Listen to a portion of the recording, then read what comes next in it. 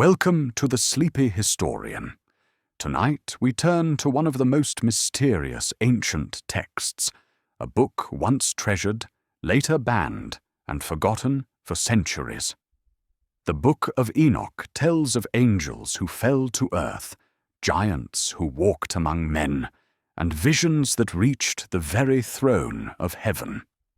Lost to the world until its rediscovery in Ethiopia, it remains a forbidden window into humanity's oldest questions. Let us begin. In the days when the world was young, and the memory of creation still lingered in the morning mist, there existed beings of such radiant beauty that their very presence could illuminate the darkness between the stars. These were the Watchers, holy ones appointed by the Most High to observe the unfolding story of humanity from their celestial realm. They dwelt in the highest heavens, where time moved differently and the air itself sparkled with divine light. The Watchers possessed forms of ethereal magnificence, neither fully spirit nor flesh, but something between, something that could traverse the boundary between earth and sky with ease. Their eyes held the wisdom of ages, and their voices could harmonize with the music of the spheres that sustained all creation. For countless years they had maintained their vigil, watching as humanity took its first tentative steps across the face of the earth, learning to cultivate grain, to domesticate animals, to build shelters against the elements. From their lofty vantage point, the Watchers observed the daughters of men as they grew in beauty and grace. They watched young women draw water from wells at dawn, their voices rising in song as they worked. They saw mothers nursing their children under olive trees, their faces soft with tenderness. They witnessed maidens dancing at harvest festivals, their movements flowing like wind through wheat fields. And slowly, imperceptibly, something began to stir within the hearts of these celestial beings that had never known longing. The leader among them was Semjaza, whose name meant, "My name has seen." His voice carried the authority of one who had stood before the throne of the Almighty, and his form radiated a light that could be seen from great distances. Around him gathered others: Azazel, master of metalwork and ornamentation; Kokabel, who understood the movements of stars; Tamiel, who knew the signs of the earth; and many others whose names would echo through the ages as symbols of forbidden knowledge. As the centuries passed, these Watchers found themselves drawn ever closer to the world below. They began to descend from their heavenly stations, not in rebellion at first, but in curiosity. They walked among the clouds, their feet barely touching the mountain tops, observing human life with increasing fascination. They saw how mortals struggled against the limitations of their flesh, how they yearned for knowledge beyond their grasp, how they reached toward the heavens in prayer and wonder. The daughters of men grew ever more beautiful in their sight. Not merely their physical forms, though these were pleasing, but something deeper captivated the Watchers. They saw in human women a spark of the divine, combined with the tender vulnerability of mortality. They witnessed acts of compassion that moved them to tears they had never shed, moments of courage that stirred admiration in their immortal hearts, expressions of love that awakened longings they did not understand. Semjaza found himself watching one particular woman as she tended her garden in the early morning hours. Her name was lost to history, but her grace as she moved among the plants, The gentle way she spoke to the growing things, the care with which she gathered herbs for healing, all of this pierced his celestial composure like arrows of fire. He began to linger longer in the lower heavens, finding excuses to observe her village, to watch her daily routines. Other watchers had similar experiences. They spoke among themselves of the strange stirrings in their hearts, the way certain human women seemed to glow with an inner light that rivaled their own celestial radiance. They debated whether these feelings were a corruption of their nature, or perhaps a deeper understanding of the divine plan. Some argued that to love was to participate more fully in the nature of the Creator, who had made all things in love. The turning point came during a gathering of the watchers in the high places, where the air grew thin and the stars seemed close enough to touch. Semjaza stood before his brethren, his form shimmering with an inner struggle that had been building for decades. His voice, when he spoke, carried both authority and a trembling uncertainty that had never been heard from him before. "My brothers," he said, "we have watched the children of men for ages beyond counting. We have seen their joys and sorrows, their struggles and triumphs. We have observed their capacity for love, and it has awakened something within us that we cannot name. I confess to you that my heart has been captured by one among them, and I believe I am not alone in this confession." Murmurs rippled through the assembled watchers like wind through grain. Some nodded in understanding, their own faces reflecting similar struggles. Others looked troubled, sensing that they stood at a crossroads from which there might be no return. Semjaza continued, his voice growing stronger with each word. "I propose that we should not merely observe from afar, but that we should descend fully to the earth and take wives from among the daughters of men. We should share our knowledge with them, lift them up from their limited understanding, and create a new race that combines the best of both heaven and earth." The proposal hung in the celestial air like incense, sweet but heavy with implications. For long moments none spoke. The very stars seemed to hold their breath, waiting for the response that would change the course of both heaven and earth. Azazel was the first to step forward. His domain was the working of metals and the creation of ornaments, and his appreciation for beauty ran deep. "I have seen how they struggle with crude tools," he said. "I could teach them to forge bronze and iron, to create implements that would ease their labors, and weapons that would protect them from wild beasts." Kokabel spoke next. "The movements of the stars are a mystery to them. They plant by guesswork and travel without true guidance. I could teach them the secrets of the heavens, show them how to read the signs in the sky." One by one, other watchers added their voices. Tamiel offered to teach the signs of the earth. Barakel would share knowledge of lightning and atmospheric phenomena. Asael would reveal the secrets of divination. Each had knowledge that could benefit humanity. Each had observed some area where their wisdom could lift mortals from their limitations. But beneath their noble intentions, a deeper current ran.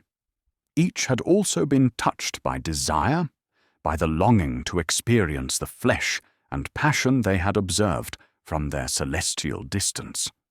The offer to share knowledge was sincere, but it was intertwined with appetites they had never known, and did not fully understand. Some among the watchers raised voices of caution. "We are bound by the laws of heaven," they said. "Our nature is not meant for such mingling." The Most High placed boundaries between the spiritual and material realms for reasons we may not comprehend. But their warnings were overwhelmed by the chorus of those who had already made their decision in their hearts. 200 watchers bound themselves by mutual oaths, swearing that they would descend together and share the consequences of their choice, whatever those might be.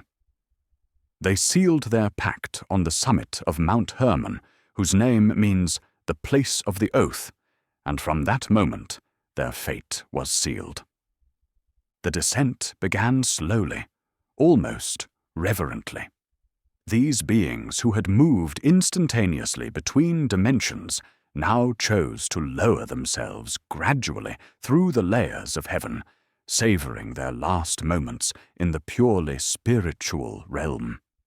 They passed through regions where angels sang in harmonies that could reshape reality, through gardens of light where every flower was a prayer made manifest, through libraries of living knowledge where every thought that had ever been thought by any creature was preserved in crystalline form.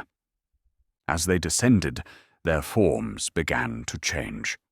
The pure light of their celestial nature grew denser, more substantial. They developed features that could be seen by mortal eyes, voices that could be heard by human ears, hands that could touch earthly substances. The transformation was neither painful nor unpleasant, but it was irreversible. With each layer of heaven they left behind, they became more bound to the material world they were entering. The earth itself seemed to sense their coming. The very ground trembled slightly as beings of such power drew near. Animals looked up from their grazing with instinctive awareness that something unprecedented was occurring. The air grew thick with an energy that made sensitive humans pause in their work and look toward the horizon with inexplicable anticipation. When the watchers finally set foot upon the earth, it was on a day when the boundary between seasons hung delicately balanced. The morning mist clung to the valleys, and the first rays of sunlight painted the mountain tops in shades of gold and rose. They stood for long moments in silence, feeling the strange sensation of solid ground beneath their feet, breathing air that filled lungs they had never possessed before, experiencing the pull of gravity that anchored them to this new realm. Their first sight of the daughters of men in their new forms overwhelmed them with sensations they had never imagined. Every sense was heightened, every emotion amplified. The sound of a woman's laughter carried on the wind affected them like music from the celestial spheres. The sight of sunlight in a maiden's hair struck them with beauty more intense than they had known even in heaven. The scent of flowers in a woman's hair, the grace of her movements, the melody of her voice. All of these created a symphony of experience that left them breathless with wonder and desire. The daughters of men, for their part, were struck with awe at the appearance of these magnificent beings. The watchers, even in their newly corporeal forms, retained an otherworldly beauty that marked them unmistakably as beings from a higher realm. Their eyes held depths of wisdom and sorrow that spoke of ages lived and knowledge beyond mortal understanding. When they spoke, their voices carried harmonics that seemed to resonate in the very bones of those who heard them. The courtships that followed were unlike anything the earth had ever seen. The watchers approached their chosen ones with a gentleness born of reverence, but also with a passion that had been building for centuries of observation from afar. They brought gifts that defied mortal imagination, flowers that bloomed in patterns that told stories, stones that held light and released it slowly through the night, songs that could heal wounds and ease sorrows. Semjaza found his beloved tending her garden as he had seen her do countless times before. But now he could approach her directly. He spoke her name, which he had learned by listening to the wind carry the voices of her family. And when she turned to see him, the recognition in her eyes was immediate and total. She had felt his presence watching over her for years without understanding what it was, had felt protected and cherished by something she could not name. Now, seeing him in all his diminished but still magnificent glory, she understood. Their conversation began with wonder and progressed to love with a swiftness that defied mortal experience. He told her of his nature, of the realm he had left behind, of the choice he had made for love of her. She listened with a heart that had always known it was destined for something beyond the ordinary bounds of human experience. When he asked her to be his wife, her acceptance was as natural as the sunrise. Across the ancient world, similar scenes played out as the 200 watchers claimed their brides. The women they chose were not random selections, but beings their celestial sight had identified as particularly suited for the union they proposed. Some were healers who had always seemed to know more than they had been taught. Others were women of unusual wisdom who could see patterns others missed. Many were simply souls of such purity and depth that they seemed to shine with inner light. The marriages were celebrated in ways that combined earthly tradition with celestial majesty. The watchers taught their brides songs that had never been heard on earth, dances that seemed to make the very air shimmer with joy. They created feast foods that satisfied both body and spirit, wines that brought visions of beauty rather than mere intoxication. But with the consummation of these unions came consequences that neither the watchers nor their brides had fully anticipated.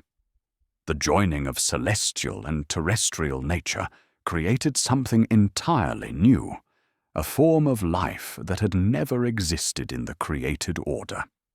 The children conceived from these unions began to develop in ways that alarmed both their parents and the communities around them. Even in the womb, these children grew with unnatural rapidity. Their mothers, though sustained by the power of their celestial husbands, struggled to contain the vitality of the beings they carried. The pregnancies were marked by strange phenomena. Animals would gather peacefully around the expectant mothers. Plants would bloom out of season in their presence, and the very air around them would sometimes shimmer as if touched by heat waves on the hottest summer days.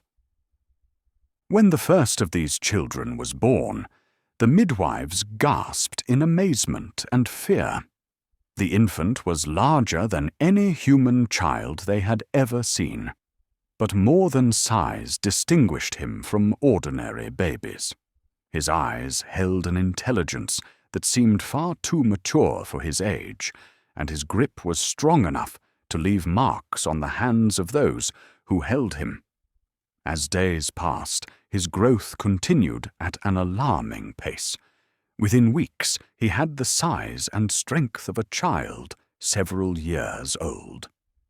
News of these births spread quickly among the scattered communities of early humanity.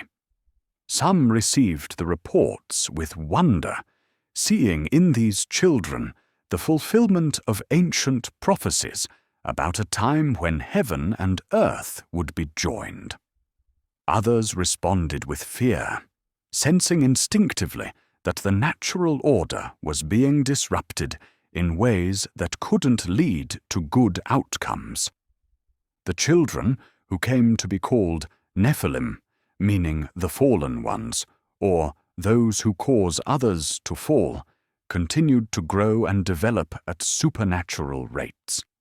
By their first year, they towered over grown men. Their strength was beyond anything human, capable of lifting boulders that would require many men to move.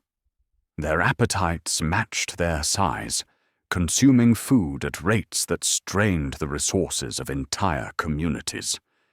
But it was not merely their physical characteristics that set the Nephilim apart. They possessed an intelligence that combined the wisdom of angels with the cunning of humanity, and often not in beneficial ways. They quickly learned to dominate those around them, using their superior size and strength to take whatever they desired. What began as requests for food became demands, and what began as demands soon became simple taking, without asking. The communities that had initially welcomed the Watchers and their strange offspring began to suffer under the burden of sustaining them. The Nephilim consumed not only food, but also the labor of ordinary humans, commanding them to build great structures for their comfort, to craft weapons and ornaments for their pleasure, to serve their every whim. Their very presence began to warp the social structures that had developed organically among human communities. As the Nephilim matured, they began to take wives from among the daughters of men, as their fathers had done, but without the reverence and gentleness that had characterized the original unions. Where the Watchers had courted with celestial patience and devotion, the Nephilim simply claimed what they wanted. Their size and strength made resistance futile, and their appetites seemed insatiable. The violence that the Nephilim brought to the world was unlike anything that had existed before. Humans had known conflict, certainly, but it had been limited by human strength and human weapons. The Nephilim introduced a scale of destruction that overwhelmed all previous understanding of warfare.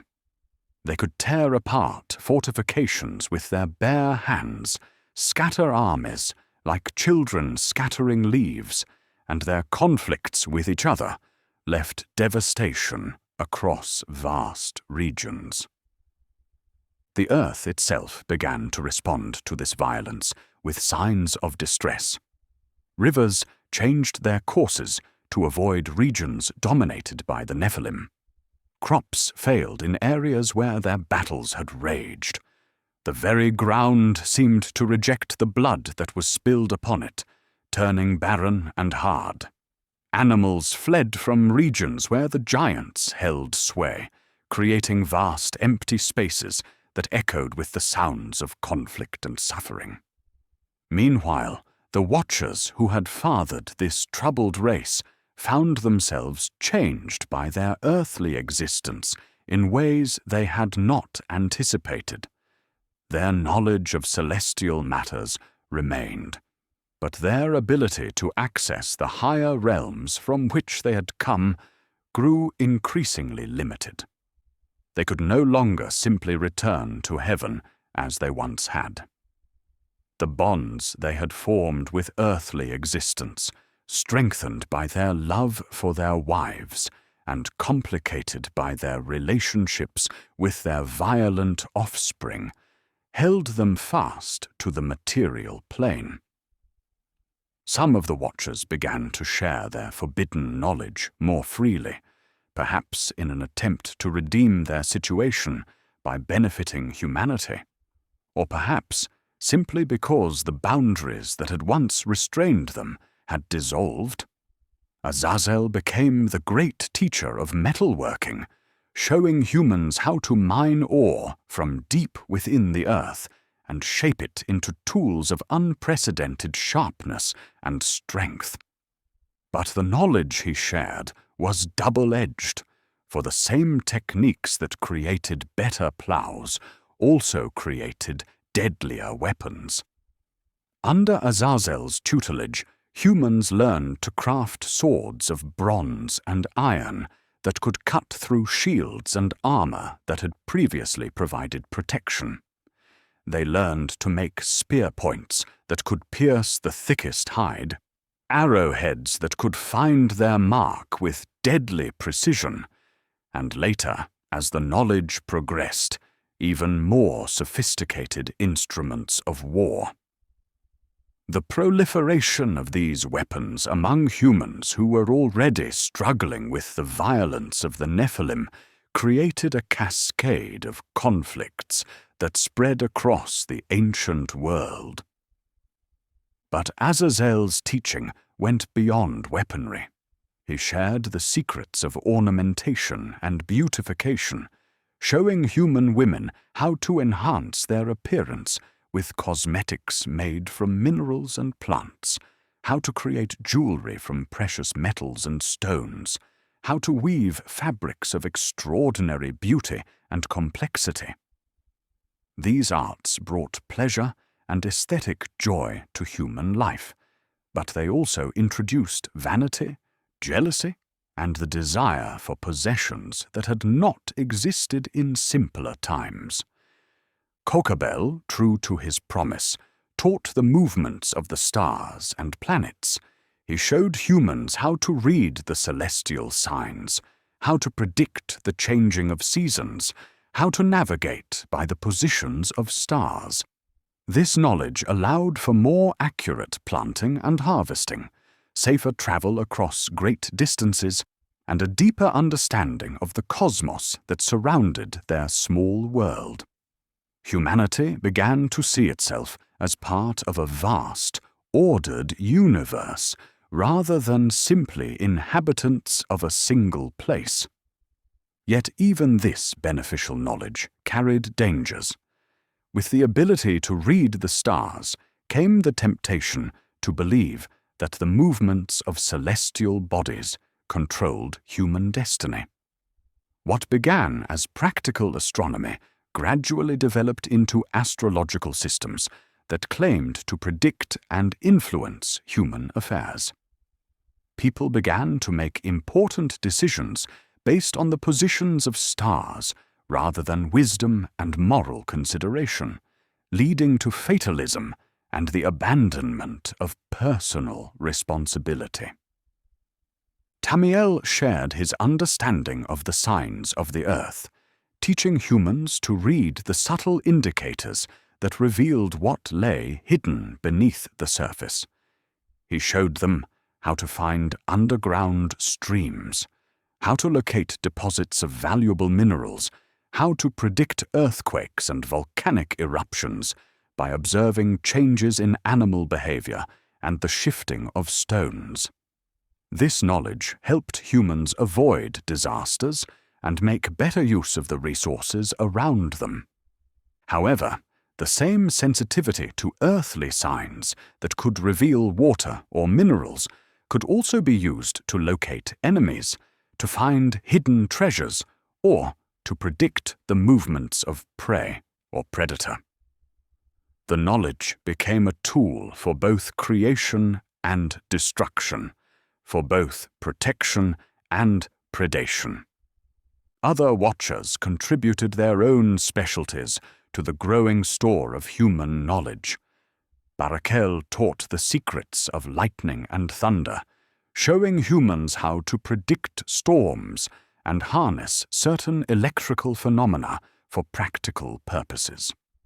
Asael shared knowledge of divination, teaching methods of seeking guidance through the observation of natural signs and the casting of lots. Each contribution brought both benefits and complications to human society. The cumulative effect of all this new knowledge was profound and disturbing. Human civilization advanced rapidly, but in directions that had not been anticipated by divine providence. The simple, harmonious life that had characterized early humanity gave way to complex societies marked by inequality, violence, and spiritual confusion.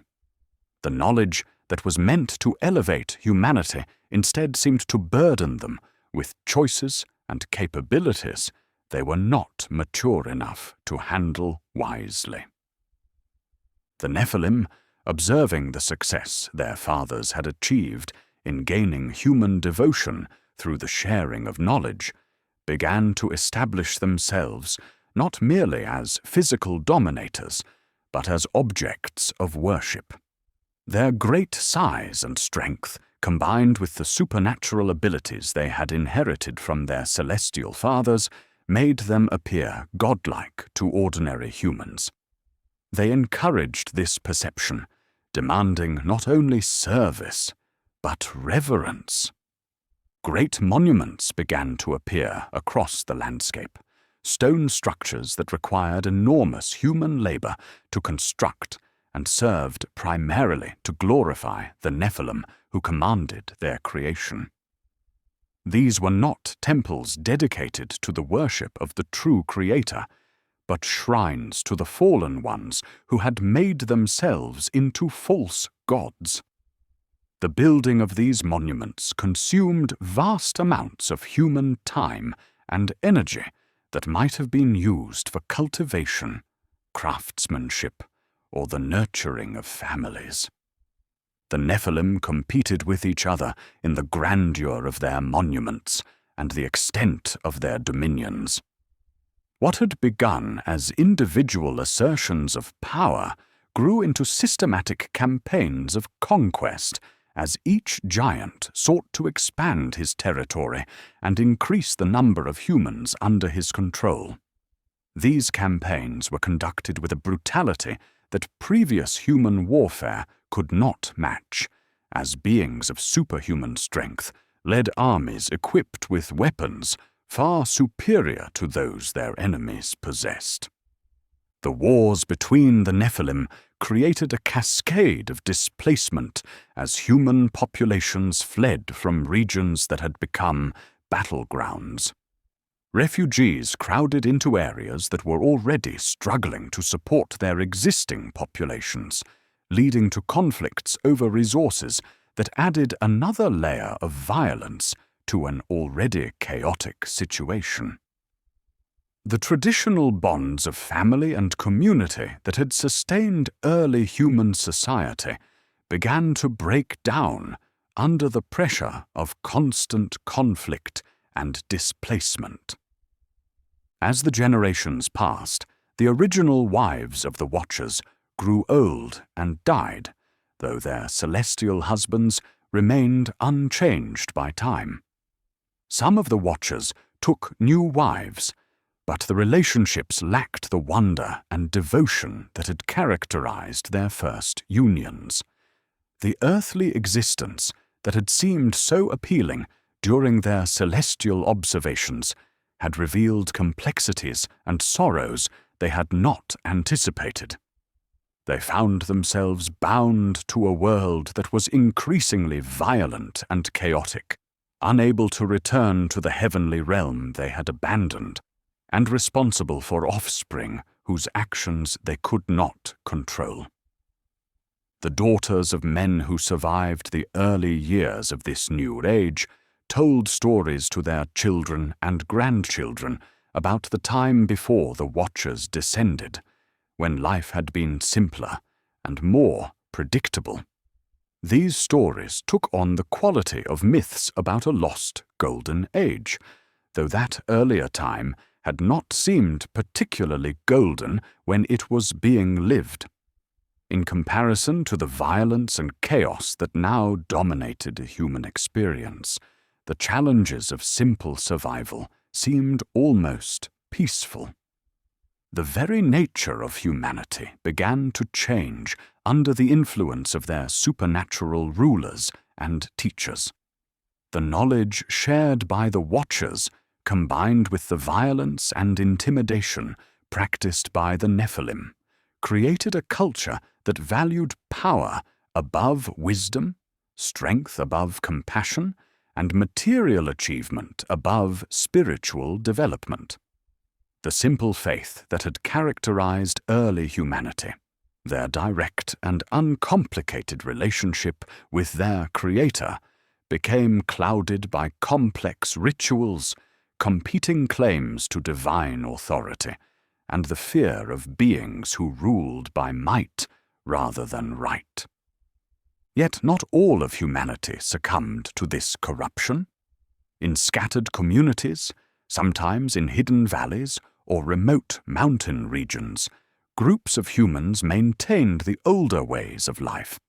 They refused to bow down to the Nephilim, rejected the more destructive applications of the knowledge shared by the Watchers, and continued to worship the true Creator with simple devotion. These communities paid a price for their resistance, living under constant threat from the giants, who saw their independence as a challenge to be eliminated. Among these faithful communities, stories began to circulate about a man named Enoch, who walked with God in a manner reminiscent of the earliest humans. Enoch was said to possess a purity of heart and clarity of spiritual vision that allowed him to perceive divine truth even in the midst of the surrounding chaos.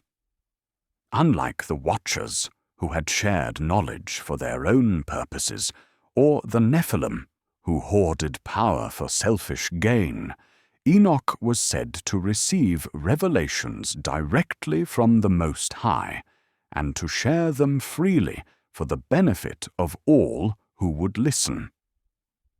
The stories about Enoch described him as a man of ordinary birth who had been chosen by divine providence to serve as a bridge between the earthly and heavenly realms.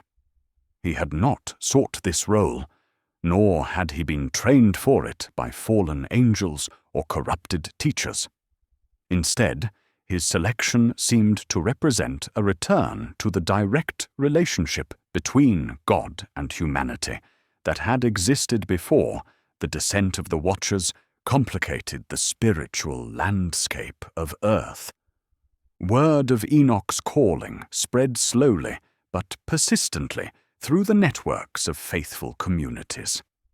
Travelers would carry news from valley to valley, whispering stories of a man who had been taken up into heaven while still alive, who had seen visions of the divine throne room, who had been commissioned to carry messages between earth and heaven. These stories offered hope to communities that had begun to despair of ever again experiencing the simple clarity of divine guidance that their ancestors had known. The earth itself seemed to groan under the weight of the violence and corruption that the Nephilim had brought to it. The ground that had once yielded its increase readily to human cultivation now required ever greater effort to produce adequate harvests. The animals which had lived in harmony with humanity in earlier ages became fearful and hostile, or fled to remote regions where human presence was rare. Even the weather patterns seemed to become more extreme and unpredictable, as if the natural order was struggling to maintain its balance in the face of forces it was not designed to accommodate. Rivers that had flowed clear and clean for countless generations began to run muddy and polluted from the mining operations that the Watchers had taught humans to establish. The air itself seemed thicker and less pure in regions where the great furnaces burned day and night to smelt the metals that fed humanity's new appetite for weapons and ornaments. The night sky, once a source of wonder and guidance, became clouded by smoke from countless fires, making it difficult for ordinary people to see the stars whose movements the watchers had taught them to interpret. The cries of suffering humanity rose like incense from the troubled earth. Mothers wept for children who had been conscripted into the armies of the Nephilim.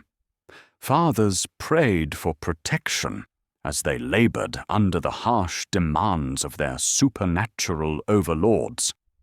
Entire communities joined their voices in lamentation as their traditional ways of life were systematically destroyed by beings whose power they could not resist and whose appetites they could not satisfy.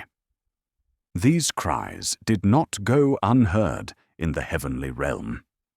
The angels who had remained faithful to their appointed stations, who had resisted the temptation to descend to earth despite their own observations of human beauty and suffering, carried the prayers of humanity before the throne of the Most High. They reported the violence that was spreading across the earth, the corruption of human society, and the abuse of divine knowledge that had been shared in violation of the boundaries that separated heaven and earth. Among these faithful angels, 4 were chosen to serve as the messengers and agents of divine judgment. Michael, whose name means "who is like God," was appointed as the leader of this heavenly intervention. Gabriel, the strength of God, would serve as the herald of judgment. Raphael, whom God heals, would be responsible for restoration after the judgment was complete. And Uriel, the flame of God, would execute the sentences pronounced upon the fallen watchers and their offspring. The divine council that considered the crisis on earth was unlike any that had been convened since the creation of the world. The stakes were nothing less than the preservation of the created order and the future of humanity. The Watchers had not merely violated the boundaries of their own nature, they had introduced elements into the earthly realm that threatened to corrupt it beyond redemption. The Nephilim, through their violence and false claims to divinity, were leading humanity away from their Creator and toward spiritual destruction. The judgment that emerged from this divine deliberation was both comprehensive and precise. The Watchers who had descended to earth would be bound in chains of darkness and imprisoned in the depths of the earth until the final judgment of all creation. The Nephilim would be destroyed, though their spirits would remain on earth as a source of temptation and trouble for future generations. The knowledge that had been improperly shared would remain among humanity, but its ultimate consequences would be limited by divine intervention, and a great cleansing of the earth would be prepared to remove the worst corruptions that had accumulated under the rule of the fallen angels and their offspring. But before this judgment could be executed, a witness was needed, someone who could record the divine decree and carry it to those who would be affected by it. The choice of this witness fell upon Enoch, the man who walked with God, whose purity of heart and spiritual sensitivity made him uniquely qualified to serve as an intermediary between the divine and human realms. Enoch was engaged in prayer when the call came to him. He had been interceding for his people, as was his daily custom, seeking divine guidance for the faithful communities that looked to him for spiritual leadership. The morning was still and clear, with the kind of crystalline air that seemed to amplify sound and make distant objects appear closer than they actually were. As Enoch lifted his heart in petition to the Creator, he became aware of a presence approaching from the heavenly realm. The sensation was unlike anything he had experienced before, though his spiritual sensitivity had prepared him to some degree for supernatural encounters. The air around him began to shimmer with an inner light, and he felt a gentle but irresistible drawing upward, as if invisible hands were lifting him from the earth. His physical body became lighter, more ethereal, while his consciousness expanded to encompass perceptions that his normal human senses could not contain. The angel who had come to summon him appeared first as a pillar of light that gradually resolved into a form that Enoch's mind could comprehend. This was not one of the fallen watchers, whose presence carried undertones of sorrow and loss even in their magnificence, but one of the faithful servants of the Most High, whose purity and devotion were immediately apparent. The angel's voice, when he spoke, carried harmonics that seemed to resonate not only in Enoch's ears, but in his very soul. "Enoch, righteous scribe, beloved of the Most High," the angel said, "you have been chosen to witness the judgment that is to come upon the earth and to record the words that the Lord of all creation would speak to the children of men. Prepare yourself to be taken up into the presence of the Ancient of Days, that you might see what has been decreed concerning the watchers who have fallen and the giants who have corrupted the earth." Enoch felt no fear at this announcement, though the magnitude of what was being asked of him was beyond anything he might have imagined.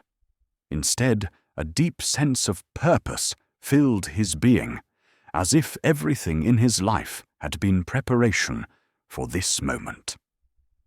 The faith that had sustained him through years of living as a righteous man in an increasingly corrupt world now became the foundation for a service that would extend far beyond the boundaries of earthly existence. The ascent began gradually, with Enoch's physical form becoming increasingly translucent as his spiritual nature was strengthened to endure the journey ahead. The earth fell away beneath him, first as a landscape of hills and valleys that he knew well, then as a broader expanse showing regions he had heard described but never seen, and finally as a sphere hanging in the vast darkness of space, beautiful beyond description, but small in comparison to the cosmic grandeur that surrounded it. As they rose through the layers of heaven, Enoch's guide pointed out wonders that no human eye had seen since the creation of the world. They passed through regions where the stars were born, vast nurseries of cosmic fire where matter and energy danced together in patterns of indescribable beauty. They witnessed the great wheels of celestial mechanism that governed the movements of planets and stars, each one guided by angelic intelligences, whose only joy was to fulfill their appointed roles in maintaining the harmony of creation. The music of the spheres, which had been a faint whisper at the edges of earthly perception, grew stronger as they ascended, until it filled Enoch's consciousness with harmonies that seemed to contain the entire history of creation. Each note carried meaning, each rhythm conveyed truth, each harmony revealed aspects of divine nature that could not be expressed in words. Enoch understood that this music was the fundamental language of reality, the pattern that held all things together and gave meaning to existence. Through the higher heavens they travelled, past dwelling places of angels whose responsibilities were so far removed from earthly concerns that they had never looked upon the material world, past libraries of living knowledge where every thought and deed of every creature was preserved in forms of crystalline light, past gardens of prayer where the petitions of all sentient beings bloomed like flowers of infinite variety and beauty. Finally, they approached the throne room of the Most High, the center and source of all creation.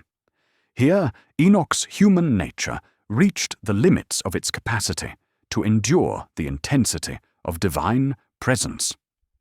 The light that emanated from the throne was not merely bright, but alive, pulsing with creative power that continuously brought new realities into existence. The very air, if it could be called air in such a place, sparkled with the energy of pure love, pure justice, pure wisdom, pure power, perfectly balanced and harmoniously expressed.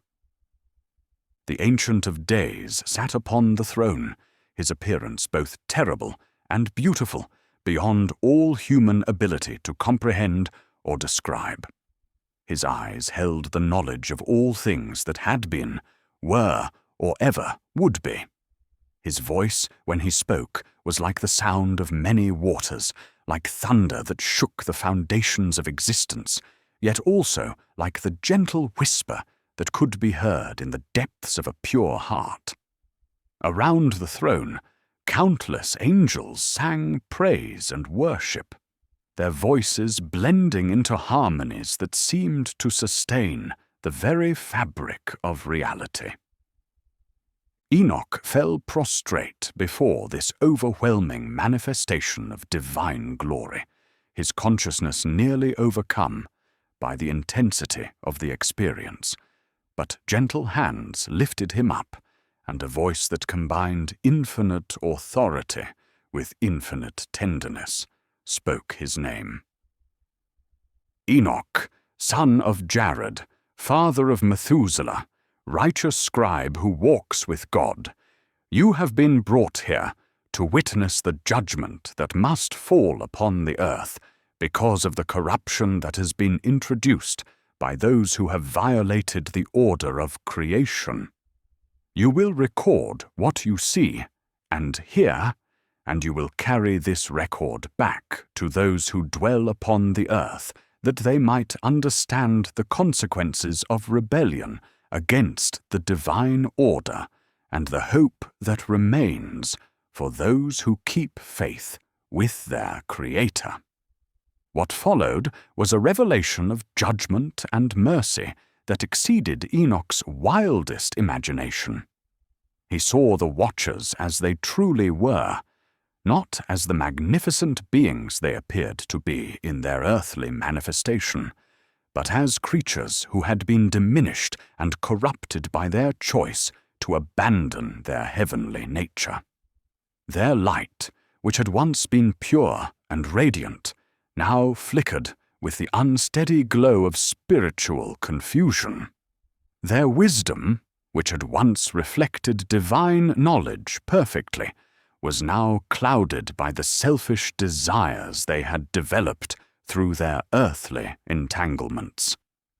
The judgment pronounced upon the Watchers was comprehensive, but not without mercy. They would be bound in chains of a spiritual darkness and imprisoned in the depths of the earth, but their confinement would not be eternal. At the end of all things, when creation itself was renewed, they would face a final judgment that would determine their ultimate destiny. Until that time, they would remain cut off from the heavenly realm they had abandoned and from the earthly realm they had corrupted. The fate of the Nephilim was more immediate and severe. Their violence and false claims to divinity had made them irredeemable, and they would be destroyed in a great catastrophe that would cleanse the earth of their influence. However, their spirits, being partly of angelic origin, could not be destroyed with their bodies. These spirits would remain on earth as sources of temptation and conflict for future generations, invisible presences that would whisper suggestions of violence, pride, and rebellion into the hearts of humanity. Enoch watched in solemn wonder as the divine decree was sealed with authority that could not be challenged or delayed. The very foundations of heaven trembled with the power of the judgment being pronounced, and he understood that he was witnessing a turning point in the history of creation itself. The experiment of allowing celestial beings to mingle freely with terrestrial life had proven disastrous, and now divine intervention was necessary to prevent the complete corruption of the created order. But even as judgment was pronounced, mercy was revealed. Humanity, though corrupted by their association with the fallen Watchers and oppressed by the violence of the Nephilim, was not beyond redemption. A great cleansing would come, a washing of the earth that would remove the worst influences and give humanity a chance to begin again. From the remnant that remained faithful, a new beginning would emerge, and through them, the original purpose of creation would eventually be fulfilled. The vision of judgment gave way to scenes of cosmic wonder that took Enoch's breath away and filled his heart with awe. He was guided through the highest heavens, where the very thoughts of the Creator took visible form and danced in patterns of light that told the story of existence from beginning to end. He saw the chambers where snow and hail were stored, waiting to be released at the proper time for cleansing or judgment. He witnessed the treasury of winds, where every breeze that had ever blown or ever would blow was kept until the moment of its appointed release. In one vast hall, Enoch beheld the cycles of time itself, visible as great wheels of light that turned with perfect precision, marking days and months, seasons and years, with an accuracy that would govern all earthly life.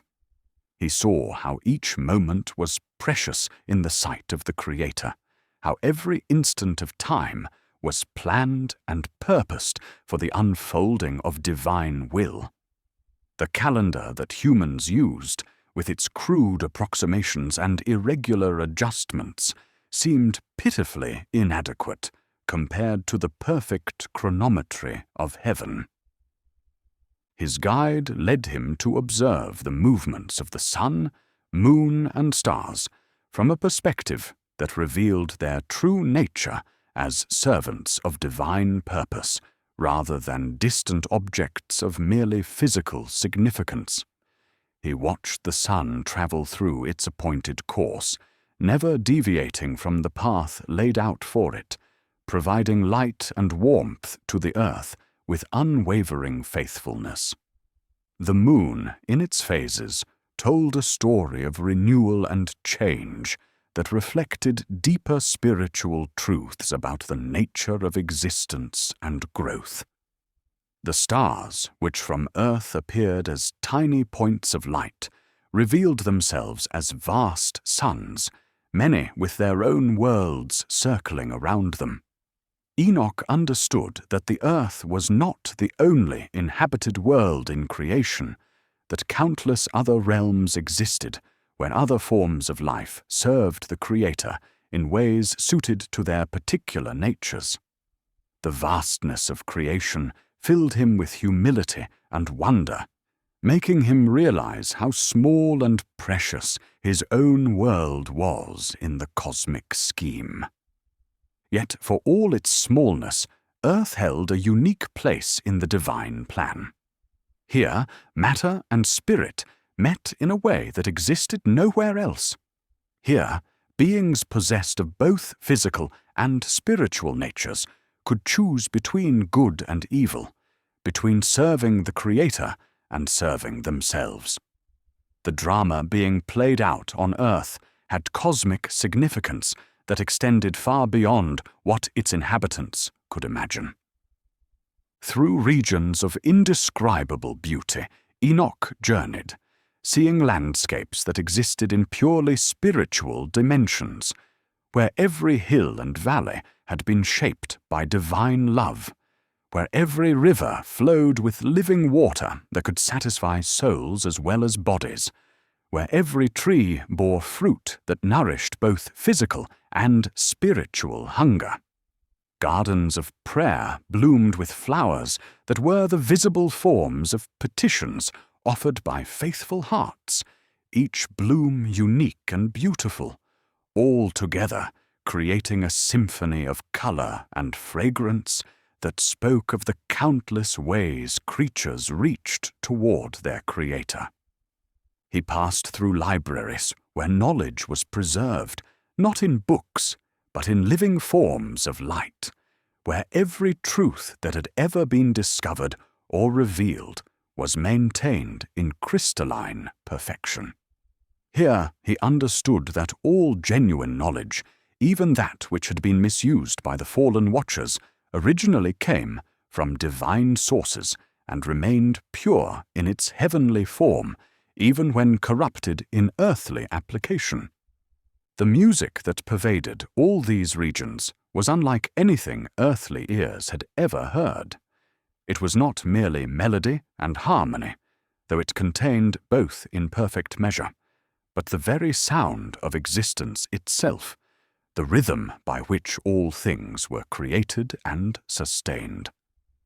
Enoch realized that when he returned to earth, earthly music would seem like mere noise in comparison, yet he also understood that even the simplest human song, when offered with a pure heart, participated in this cosmic symphony and added its own irreplaceable note to the universal chorus.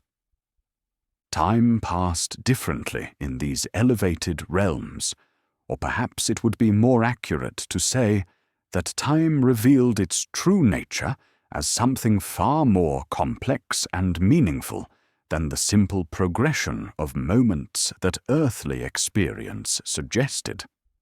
Enoch felt that he had been traveling for ages, learning truths that would take lifetimes to fully comprehend. Yet he also sensed that from an earthly perspective, his absence would be measured in days rather than years.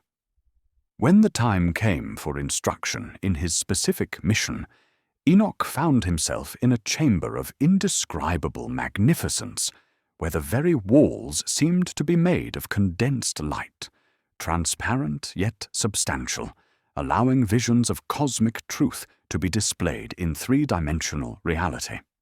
Here, figures appeared who were unmistakably the archangels he had heard described in whispered legends.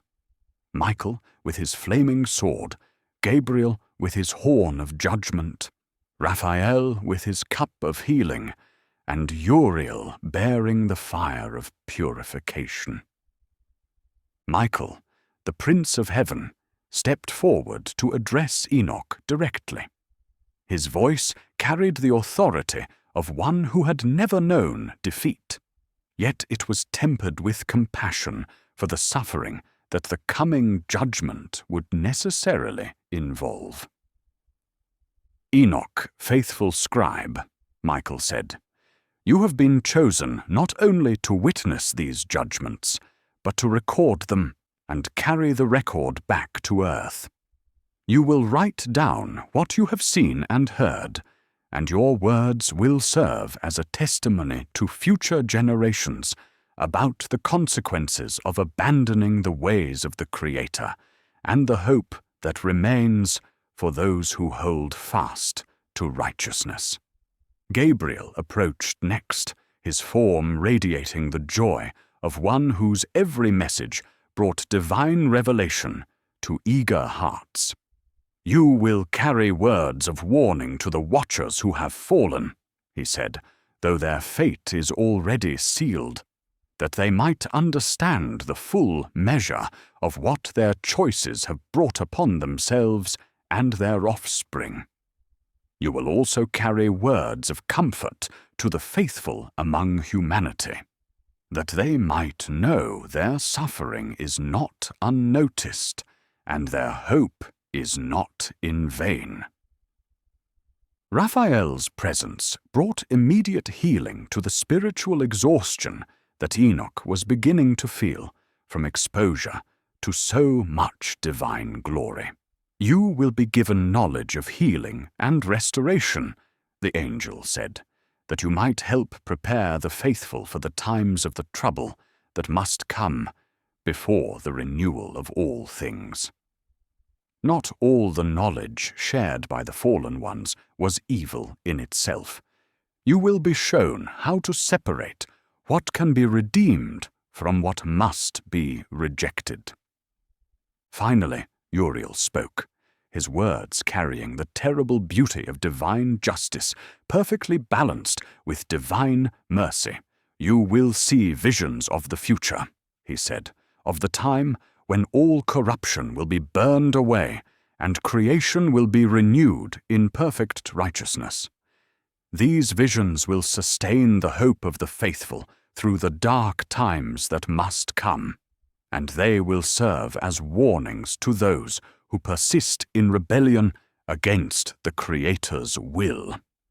What followed was an intensive period of revelation and instruction that equipped Enoch with knowledge far beyond what any earthly teacher could have provided. He was shown the true nature of the spiritual realm that interpenetrated the physical world, the way angelic and demonic forces influenced human events, the cosmic significance of moral choices that seemed small and private to those who made them. He learned about the complex relationships between justice and mercy, how divine love could express itself through judgment that seemed harsh but was ultimately redemptive.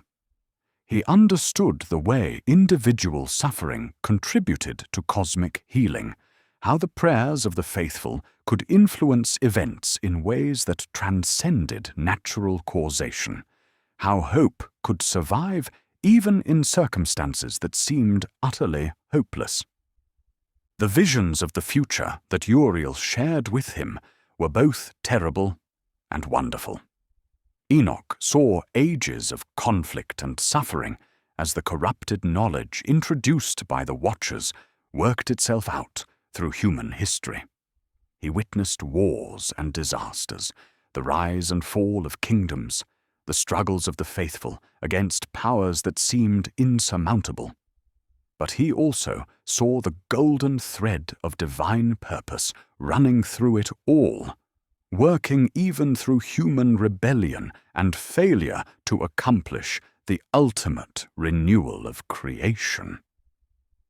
In the most glorious vision of all, Enoch beheld the coming of one who would perfectly embody the union of heaven and earth that the Watchers had attempted in their flawed way. This figure, whom he understood to be the promised Messiah, would succeed where the fallen angels had failed, bringing divine knowledge to humanity without corruption, offering divine power without domination, establishing divine justice without cruelty. The Messiah that Enoch saw in vision was everything the Nephilim had falsely claimed to be. Truly divine, yet truly human, possessed of supernatural power, yet using it only for healing and restoration, commanding worship, yet deserving it through perfect love rather than demanding it through intimidation. Through this figure, the damage done by the Watchers and their offspring would be ultimately repaired, and the original purpose of creation would be fulfilled.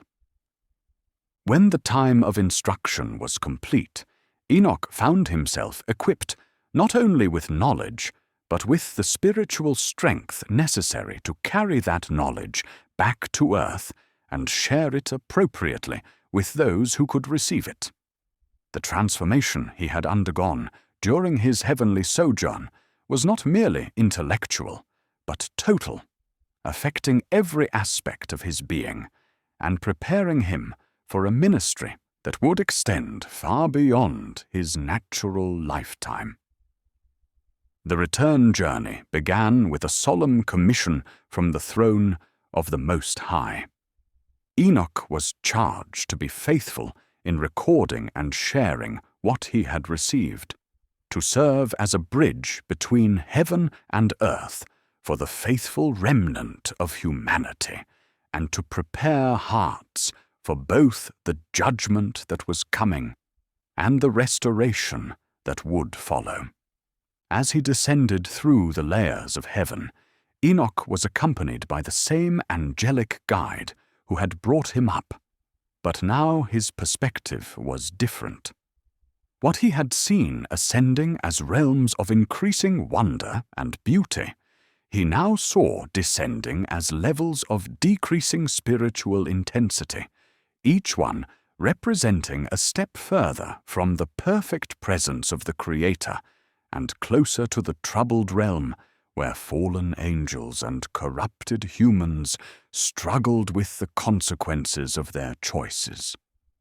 The earth, when it came into view again, appeared both more beautiful and more tragic than it had when he left it.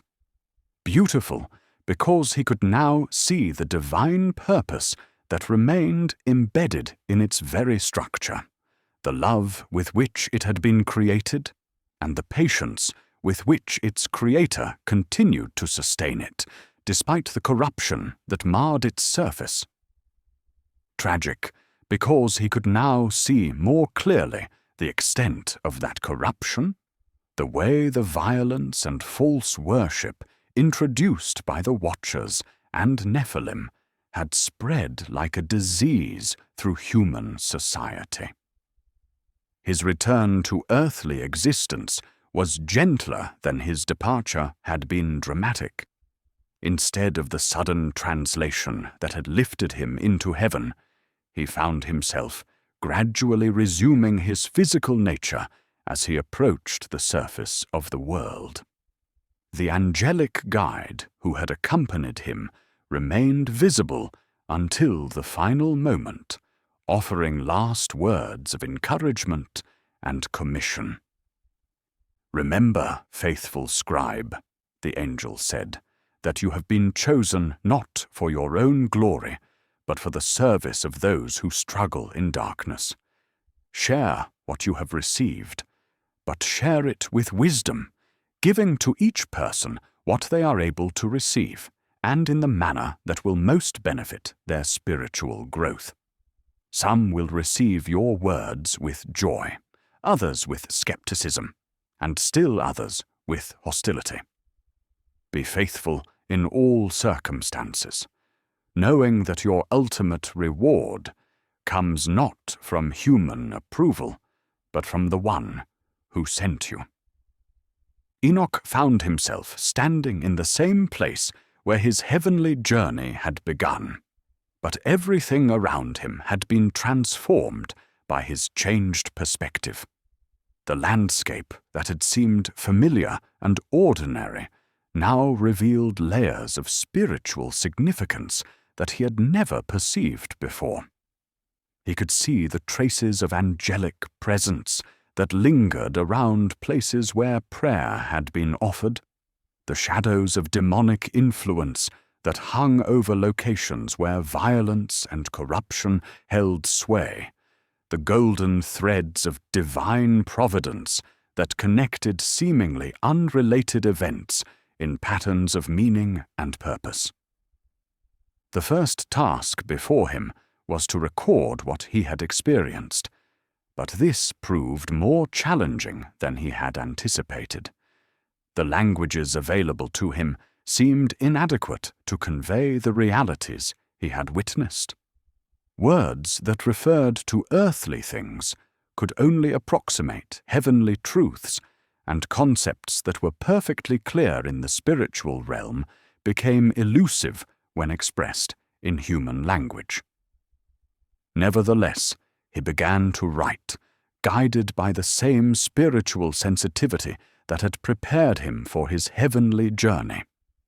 The words that flowed from his pen seemed to carry something of the power and beauty of what he had witnessed, though he knew they fell far short of the full reality.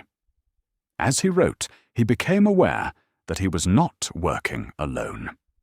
The same divine inspiration that had preserved him during his travels was now guiding his hand as he sought to preserve the revelations he had received. The first part of his record dealt with the judgment pronounced upon the Watchers. Writing these passages filled Enoch with a mixture of sorrow and relief. Sorrow for beings who had once been magnificent servants of the Most High, but had fallen so far from their original glory, relief that their corruption of human society would finally be ended.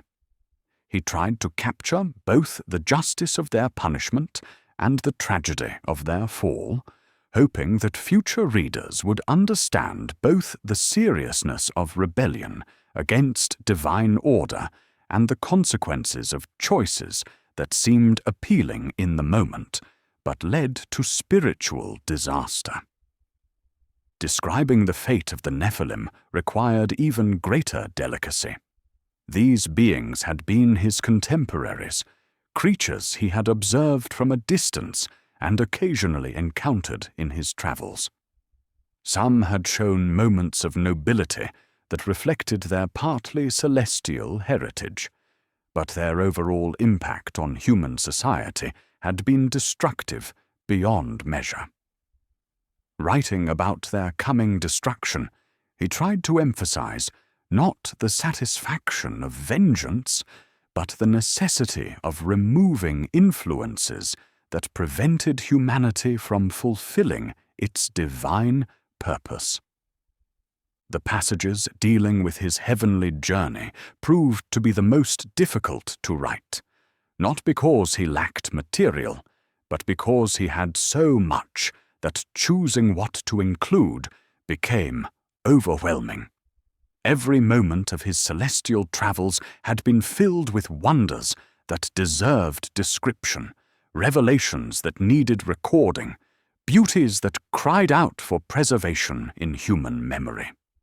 Yet he realized that attempting to include everything would make his record impossibly long and would overwhelm readers who lacked his transformed perspective. Instead, he focused on the elements of his experience that would be most meaningful and helpful to earthly readers. He described the ordered majesty of the heavenly realms in terms that would inspire awe and worship. He explained the cosmic mechanisms that governed earthly phenomena in ways that would increase understanding and appreciation of divine providence. He recorded the moral and spiritual principles he had observed in operation on the cosmic level, showing how these same principles should guide human behavior. The visions of future events that he had been shown required the most careful handling of all. He had seen ages of human history stretching far into the future, had witnessed events that would not occur for centuries or even millennia. Some of these visions were meant to provide hope and encouragement to the faithful. Others were warnings about consequences that would follow certain choices. All of them needed to be recorded in ways that would be meaningful to their immediate readers, while preserving their significance for future generations who would witness their fulfillment. As he worked on these prophetic passages, Enoch became increasingly aware that his writings would have a life and influence far beyond his own earthly existence. The words he was setting down would be copied and recopied, translated and retranslated, studied and debated by people he would never meet in times and places he could not imagine. This awareness filled him with a deep sense of responsibility to be as accurate and clear as possible, while also trusting that the same divine inspiration that had guided his heavenly journey would continue to work through his written words. The sections dealing with practical instruction for righteous living drew heavily on what he had observed about the operations of divine justice and mercy on the cosmic level. He had seen how individual acts of kindness and cruelty reverberated through the spiritual realm, how private choices affected the cosmic balance between good and evil, how faithfulness in small matters prepared souls for greater responsibilities.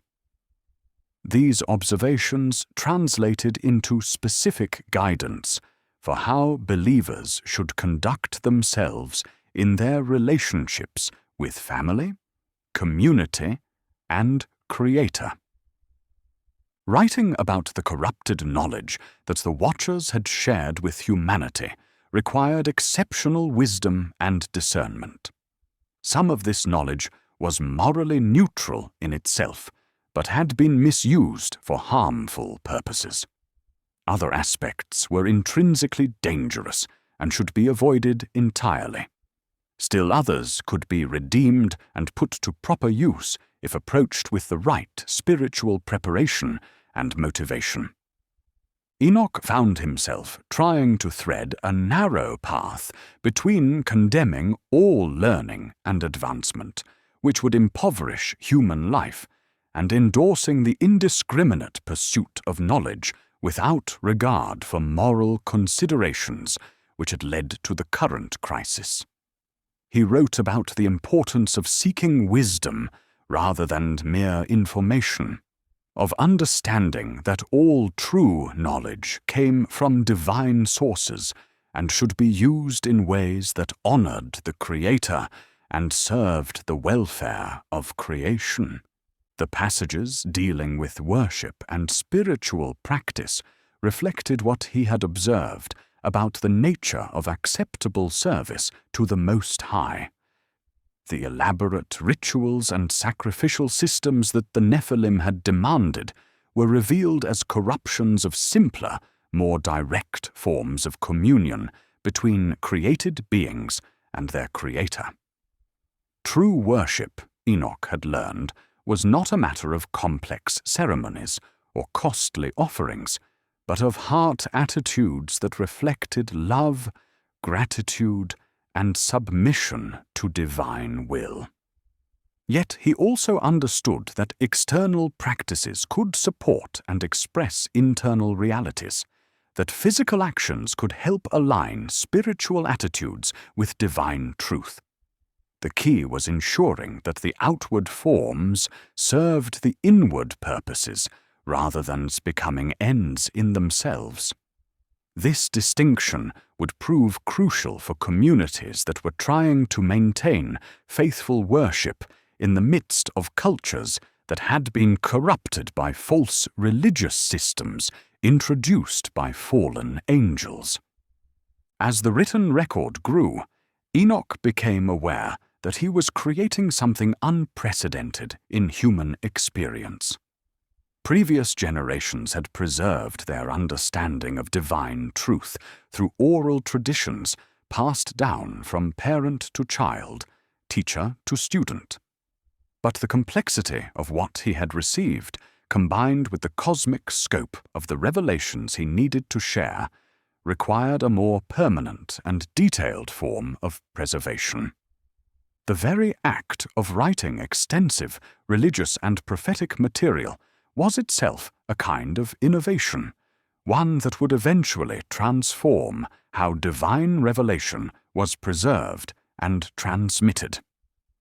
Future generations would benefit from having detailed written records of spiritual truth, but they would also face new challenges in interpreting and applying texts that were removed from their original contexts and audiences. Enoch worked with painstaking care to make his writing as clear and accessible as possible while preserving the profound truths he had received. He used familiar images and metaphors drawn from everyday human experience to illustrate cosmic realities. He structured his material in ways that would help readers understand the connections between different aspects of divine truth. He included enough specific detail to make his accounts credible, while maintaining enough universality to ensure their relevance across different times and cultures. The work proceeded steadily, but not rapidly. Each section required careful thought about how to convey spiritual realities in human language, how to balance different aspects of divine truth, how to provide guidance that would be practical without being legalistic. Enoch found that the spiritual disciplines he had practiced throughout his earthly life, particularly prayer and meditation, were essential for maintaining the clarity and inspiration necessary for his writing task. During the months that this work continued, word began to spread among the scattered communities of faithful believers that Enoch had returned from a mysterious journey with revelations of extraordinary importance. Visitors began to arrive at his dwelling place, some driven by curiosity, others by genuine spiritual hunger, still others by skepticism about claims that seemed too remarkable to believe. Enoch received these visitors with patience and discernment, sharing appropriate portions of what he had received, while recognizing that not everyone was prepared for the full scope of his revelations. With some, he discussed the practical implications of divine judgment for their daily lives and spiritual practices. With others, he shared glimpses of the cosmic drama in which earthly events played their part. With a few who demonstrated exceptional spiritual maturity, he spoke more fully about the visions of future hope that had sustained him during his heavenly journey. These conversations served not only to spread the message he had been commissioned to deliver, but also to help him refine his understanding of how different aspects of his revelation could be most effectively communicated. He learned which metaphors resonated most clearly with different audiences, which truths were most immediately relevant to people facing various kinds of challenges, which aspects of his experience were most difficult for earthly minds to comprehend and accept. The responses to his message varied dramatically, just as his angelic guide had predicted. Some listeners received his words with joy and relief, recognizing in them the divine guidance they had been seeking. These believers found in Enoch's revelations both explanations for the troubles they were experiencing and hope for ultimate resolution of the cosmic conflict between good and evil. Others responded with skepticism that sometimes bordered on hostility. They questioned whether any human being could truly have traveled to the heavenly realm and returned with divine revelations. They pointed to contradictions between Enoch's account and their own understanding of spiritual reality. They suggested that his claims were either self-deception or deliberate fabrication designed to enhance his reputation and influence. Still others fell between these extremes, finding some aspects of Enoch's message compelling while struggling with others, accepting parts of his account while reserving judgment about the rest. These moderate responses perhaps reflected the most common human reaction to claims of extraordinary spiritual experience, a desire to believe combined with caution about accepting what could not be verified through ordinary means. Enoch responded to all these reactions with equanimity, understanding that his responsibility was to faithfully deliver the message he had received rather than to ensure its acceptance. He had been warned that his revelations would meet with mixed responses, and he had seen in his heavenly visions how divine truth often faced resistance, even when it was accompanied by unmistakable signs of its authenticity. The communities that did accept his message began to experience significant changes in their spiritual life and practice. His detailed descriptions of heavenly worship inspired new forms of prayer and praise that seemed to bring participants into closer communion with the divine presence. His explanations of cosmic justice helped believers understand their suffering in the context of a larger struggle between good and evil, enabling them to maintain hope and faithfulness even in difficult circumstances. Perhaps most importantly, his prophecies of future restoration gave these communities a sense of purpose and destiny that transcended their immediate troubles. They began to see themselves not merely as survivors of a corrupt age, but as participants in a cosmic drama that would ultimately result in the renewal of all creation. This perspective transformed how they understood their daily responsibilities and long-term goals. The practical guidance that Enoch provided, based on his heavenly observations, also had immediate beneficial effects. His instructions about righteous living, drawn from what he had seen of divine standards, helped communities maintain moral clarity in the midst of cultural confusion. His warnings about corrupted knowledge helped them make wise decisions about what innovations to adopt and which influences to resist. His explanations of natural phenomena, informed by what he had observed of the cosmic mechanisms that governed earthly processes, enhanced their understanding of the world around them without leading them into the spiritual dangers that had accompanied the knowledge shared by the fallen watchers.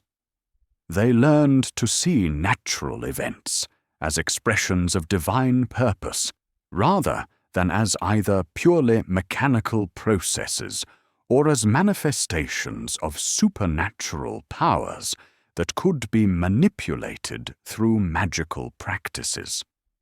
The calendar reforms that Enoch introduced, based on his heavenly observations of the cosmic timepieces, proved particularly valuable.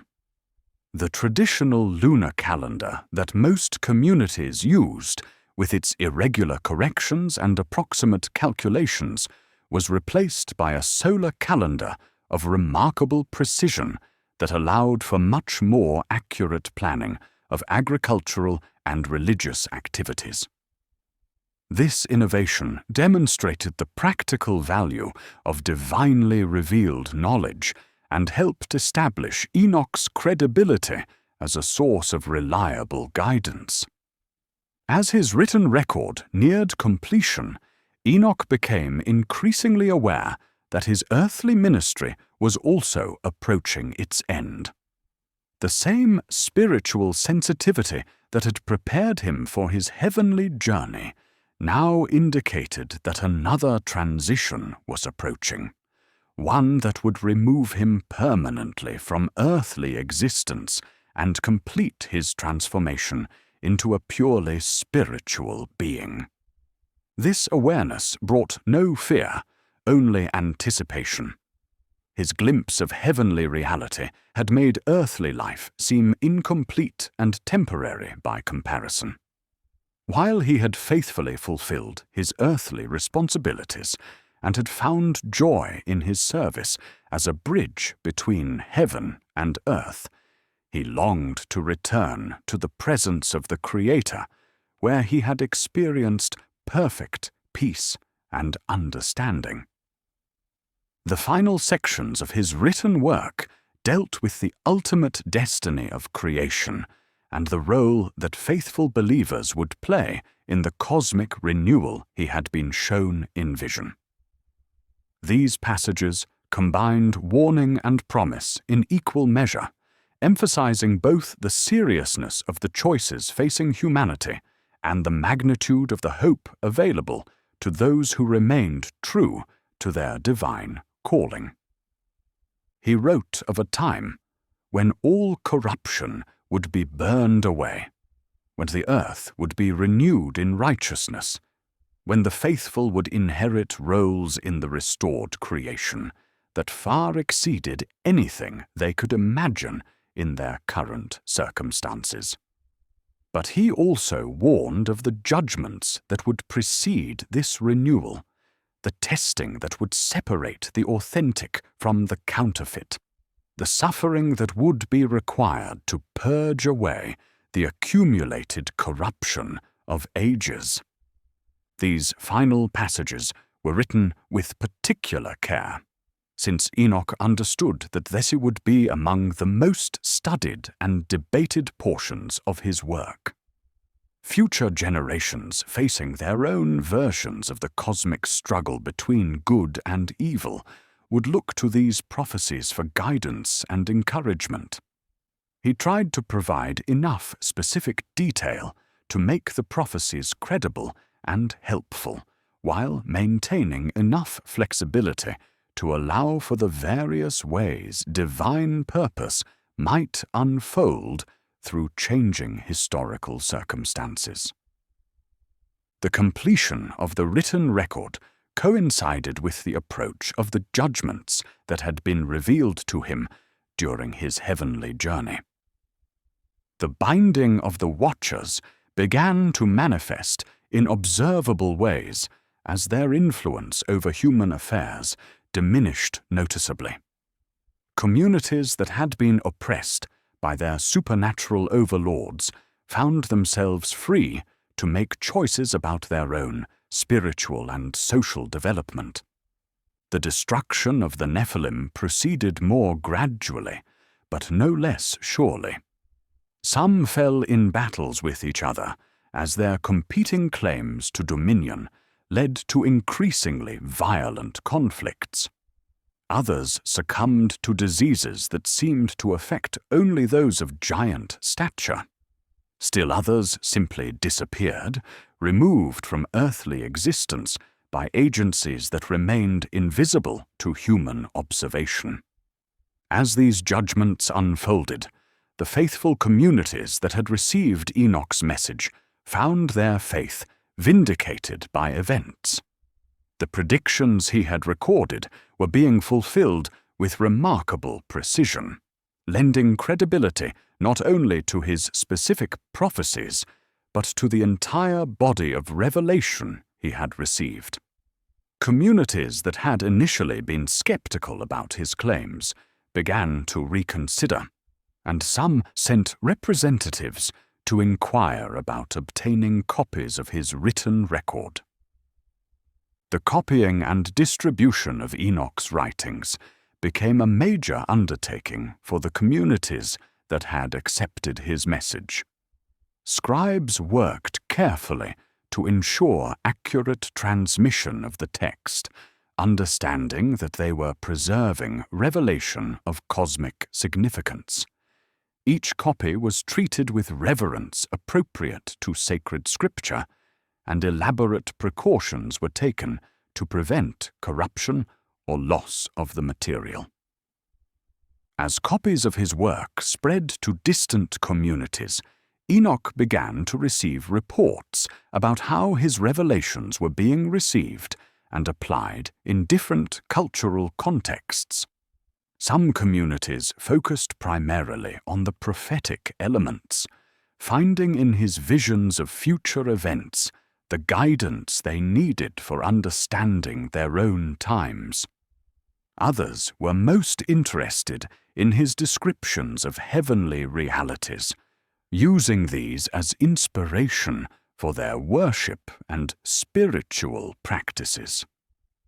Still others found the practical guidance most valuable, applying his instructions about righteous living to the specific challenges they faced in maintaining faithful communities in the midst of corrupt societies. The diversity of responses demonstrated the richness of the revelation he had received and its relevance to the full spectrum of human spiritual needs. During this period of expanding influence, Enoch continued to serve as a spiritual advisor to those who sought his guidance, but his focus increasingly turned inward as he prepared for the final transition that awaited him. The disciplines of prayer and meditation that had sustained him throughout his earthly life became even more intensive, as if he were gradually loosening his connections to material existence and strengthening his spiritual nature for a permanent return to the heavenly realm. His family and closest associates began to notice changes in his appearance and manner that suggested he was becoming less fully present in the physical world. Sometimes he would seem to be listening to voices that no one else could hear, or watching events that were invisible to ordinary perception. His conversations increasingly dealt with spiritual realities rather than earthly concerns, and his very presence seemed to carry an otherworldly quality that both inspired and unsettled those around him. The end, when it came, was as remarkable as his heavenly journey had been. On a morning that began like any other, Enoch was engaged in his customary prayers when the same divine summons that had taken him to heaven before returned to complete his transformation. But this time, there was no return journey planned, no earthly ministry still to fulfill, no written record left unfinished. The light that had lifted him before came again, but now it came to stay. Those who witnessed his departure saw him gradually becoming translucent, more spirit than flesh, until finally he simply wasn't there anymore. The faithful understood that he had been taken up to join the company of heaven permanently, removed from earthly existence before the full weight of the coming judgments could touch him. His departure marked the end of an era in human spiritual experience. Never again would a mortal man travel to the heavenly realms and return with detailed revelations of divine purpose. The age of direct communication between heaven and earth through human intermediaries was closing, though the written record Enoch left behind would preserve the essential truths for future generations. The communities that had received his message mourned his passing, but also celebrated it, understanding that his translation to heaven was both a reward for his faithful service and a confirmation of the truth of his revelations. If God had taken him up as he claimed had happened before, then the other aspects of his testimony could be trusted as well. In the years that followed, as the judgments he had prophesied continued to unfold, his written record became increasingly precious to the scattered communities of believers. The knowledge he had preserved provided guidance for navigating the challenges of life in a world where the cosmic struggle between good and evil continued, but where the most dramatic supernatural influences had been removed or constrained.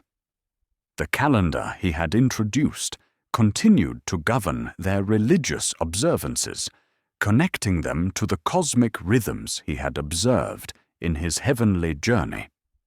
The moral and spiritual principles he had taught continued to guide their community life, helping them maintain righteousness in the midst of cultures that remained partially corrupted by the lingering effects of fallen angelic influence.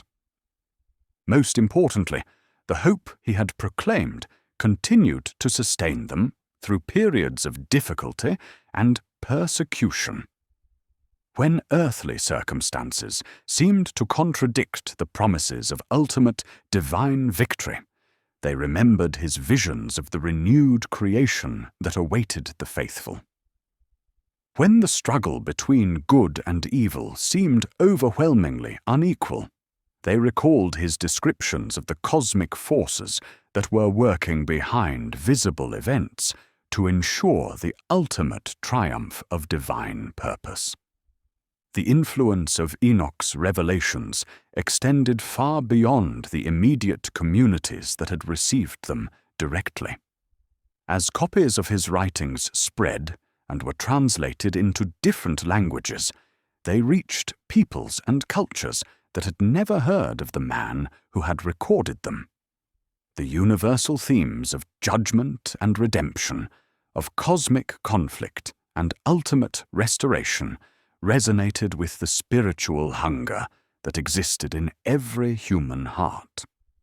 Some of these distant communities adapted his teachings to their own cultural contexts, creating variations and interpretations that preserved the essential truths while expressing them in locally meaningful forms.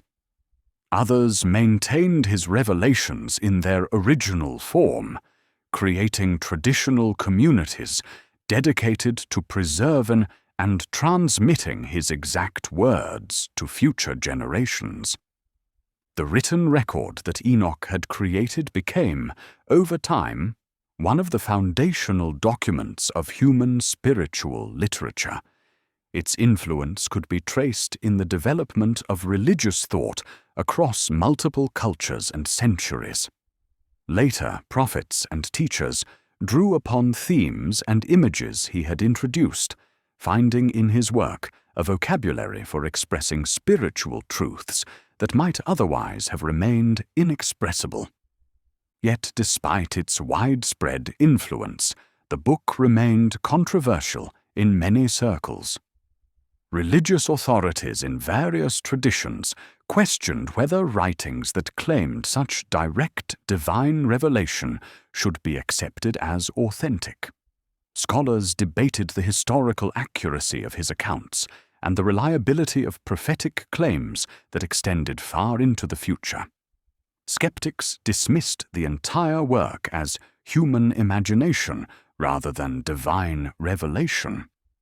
These debates ensured that Enoch's book would never achieve universal acceptance, but they also testified to the power and significance of the revelations it contained. Works of mere human origin rarely generated such intense and sustained discussion. The very controversy surrounding his writings suggested that they touched on truths too important to be ignored and too challenging to be easily accepted. Through centuries of copying, translation, and interpretation, the essential message of the book remained remarkably stable. Despite the variations introduced by different scribal traditions and cultural adaptations, the central themes continued to shine through clearly. The reality of spiritual dimensions beyond material existence, the cosmic significance of moral choices, the certainty of divine judgment upon corruption, and the ultimate hope of creation's renewal. For communities facing persecution or despair, these themes provided crucial encouragement. When earthly powers seemed to triumph over righteousness, believers could remember Enoch's visions of the ultimate defeat of all corruption. When faithful service seemed to go unrewarded, they could recall his descriptions of the heavenly honors awaiting those who persevered in righteousness. The book also served as a bridge between different phases of spiritual history. The events it described belonged to the earliest period of human existence, yet its prophecies extended to the end of all things. This cosmic scope helped readers understand their own lives and times in the context of the great spiritual drama that connected all of history in patterns of divine purpose. In the high mountain monasteries of Ethiopia, far from the centers of ancient civilization, copies of Enoch's book continued to be preserved and studied even when they were being forgotten or rejected elsewhere. The monks who maintained these manuscripts understood that they were guardians of revelations too precious to be lost, even if their significance was not fully appreciated by their contemporaries. These Ethiopian custodians proved to be crucial for the eventual rediscovery of the book in modern times. When European scholars began to search for ancient texts that had been mentioned in early Christian writings but had disappeared from Western libraries, they found in Ethiopia virtually complete versions of works that existed elsewhere only in fragments or references. The rediscovery of the Book of Enoch in the 18th century created a sensation among biblical scholars and historians of religion. Here was a work that had clearly influenced the development of Jewish and Christian thought, yet had been virtually unknown in Western scholarship for over a millennium. The detailed parallels between Enoch's writings and themes found in the New Testament suggested connections that had been unsuspected. Modern readers found in the ancient text themes that seemed remarkably relevant to contemporary concerns. The warnings about the corruption of knowledge, the dangers of technology divorced from moral considerations, and the cosmic significance of environmental destruction spoke directly to issues that industrial civilization was just beginning to confront. The book's treatment of spiritual warfare, of invisible forces influencing human affairs, of the cosmic dimensions of apparently local events, provided a framework for understanding aspects of human experience that purely materialistic philosophies struggled to address. Whether readers accepted the book's claims to divine revelation or not, they found in it insights into the human condition that transcended its ancient origins. Yet the book's greatest significance remained what it had always been: a testimony to the reality of dimensions beyond material existence, a guide for understanding the cosmic struggle between good and evil, and a source of hope for ultimate restoration and renewal. The ancient words that Enoch had struggled to set down in human language continued to speak across the centuries to hearts that recognized in them the echo of eternal truth. In quiet moments, when the noise of daily existence grew still, readers could almost hear the music of the spheres that had surrounded him during his heavenly journey. In times of darkness, when the forces of corruption seemed overwhelming, they could draw strength from his visions of divine justice working inexorably toward ultimate triumph. The book served as a reminder that the material world, for all its apparent solidity and permanence, was but the surface layer of a reality far more complex and wonderful than most people imagined.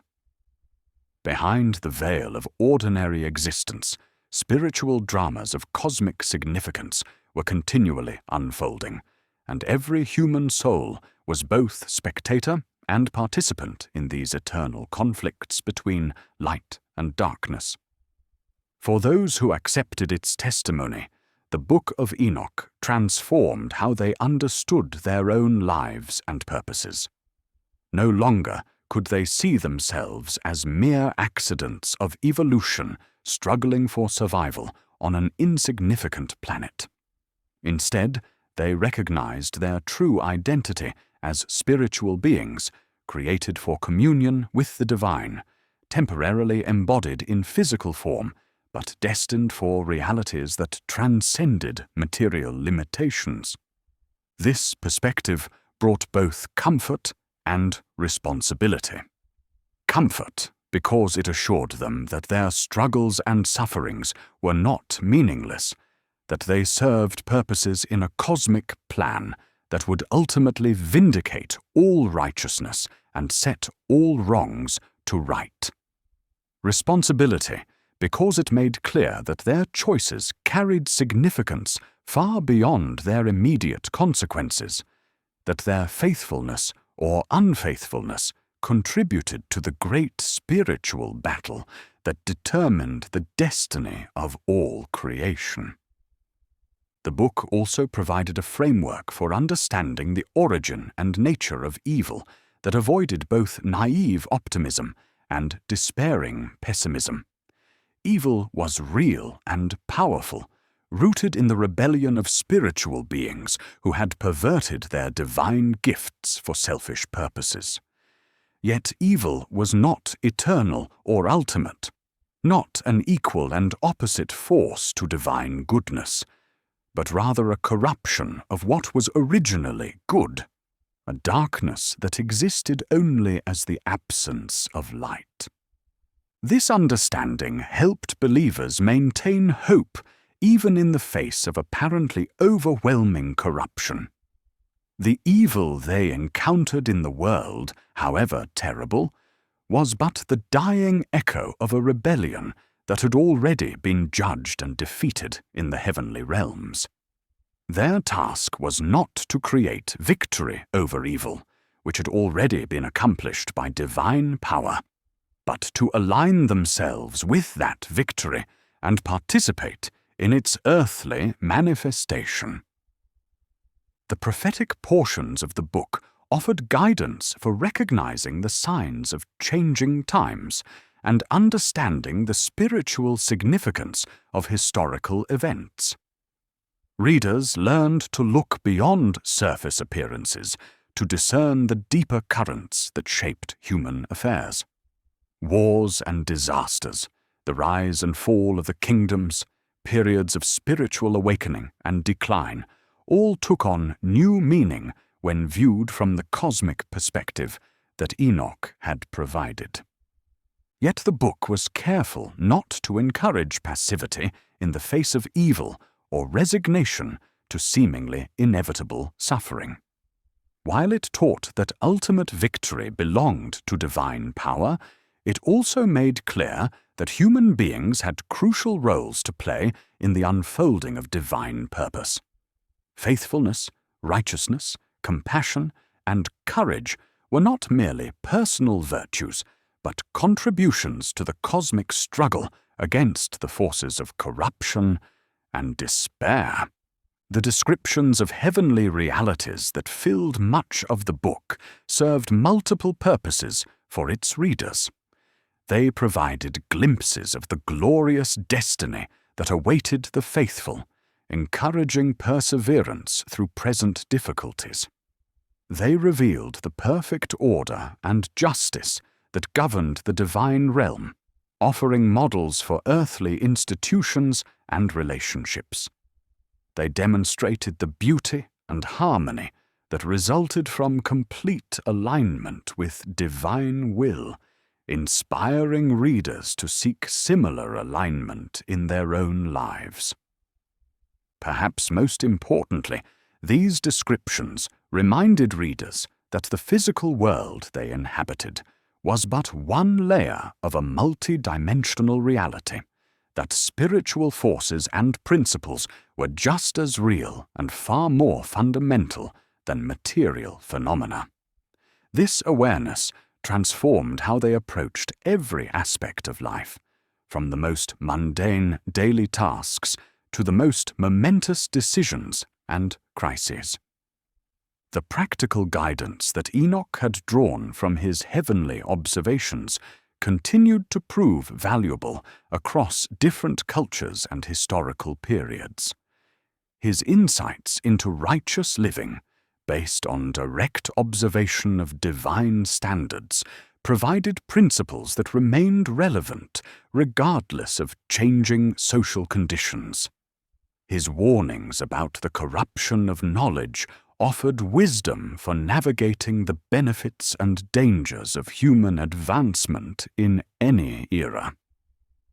His instructions about worship and spiritual practice helped communities maintain authentic relationship with the divine without falling into either empty ritualism or chaotic emotionalism.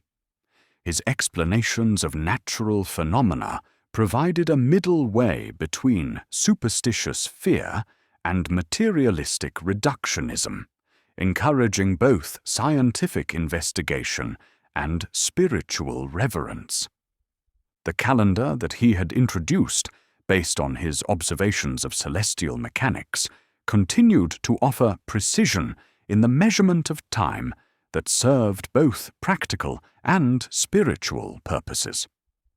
Communities that followed his calendar found themselves in harmony with natural rhythms in ways that enhanced both their agricultural productivity and their religious observances. But beyond all these practical benefits, the greatest gift that the Book of Enoch offered its readers was perspective. In a world where immediate concerns often obscured larger purposes, where temporary setbacks could seem like permanent defeats, where the struggle between good and evil sometimes appeared hopeless, the book provided a view from the heights that revealed the true shape and direction of events.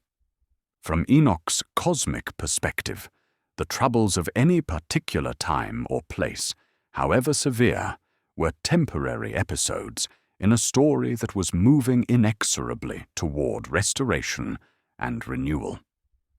The sufferings of the righteous, however unjust they seemed, were contributions to a process of purification that would ultimately result in perfect justice for all. The apparent triumph of evil forces, however complete it appeared, was but a brief shadow that would be dispelled by the eternal light of divine truth. This perspective did not minimize the reality of present pain or the seriousness of current struggles. Rather, it provided a context within which pain and struggle could be endured with hope and purpose. It offered assurance that no sacrifice for righteousness was wasted. No act of faithfulness was forgotten. No prayer for justice went unheard. As the ages passed and the world changed in ways that Enoch could not have imagined, his ancient book continued to speak with undiminished power to each new generation of readers. The specific circumstances of life might change, but the fundamental spiritual realities he had witnessed remained constant. The cosmic struggle between good and evil continued, taking new forms but retaining its essential character. The need for hope in the midst of darkness remained as acute as ever. Modern readers, facing challenges unknown to ancient times, found in the book insights that seemed tailor-made for their particular circumstances. The warnings about technology, divorced from moral wisdom, spoke directly to the dilemmas of industrial and post-industrial civilization. The descriptions of environmental degradation following spiritual corruption provided frameworks for understanding ecological crises. The prophecies of ultimate restoration offered hope for problems that seemed intractable through purely human solutions. Scientific discoveries that revealed the true vastness and complexity of the universe, far from undermining the book's cosmic perspective, seemed to confirm its vision of reality as far grander and more wonderful than ordinary perception suggested. The more that researchers learned about the intricate mechanisms that governed natural phenomena, the more reasonable seemed Enoch's descriptions of celestial intelligences guiding cosmic processes. Psychological insights into the hidden motivations and unconscious influences that shaped human behavior provided new ways of understanding the spiritual warfare that the book described. The recognition that invisible forces of various kinds could influence human thoughts and actions made Enoch's accounts of angelic and demonic activity seem less foreign to contemporary experience.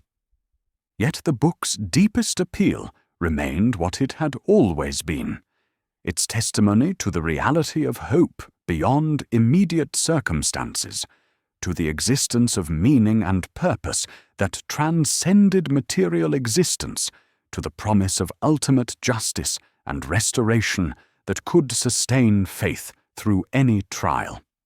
In a world that often seemed random and purposeless, it offered assurance of cosmic order.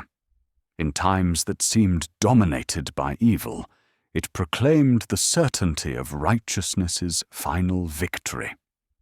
The ancient scribe, who had struggled to find words adequate for the visions he had witnessed, could never have imagined the scope of influence his writings would eventually achieve. Across continents and centuries, in languages he had never heard and cultures he could not have conceived, his testimony continued to illuminate hearts and minds with the light he had seen in the highest heavens.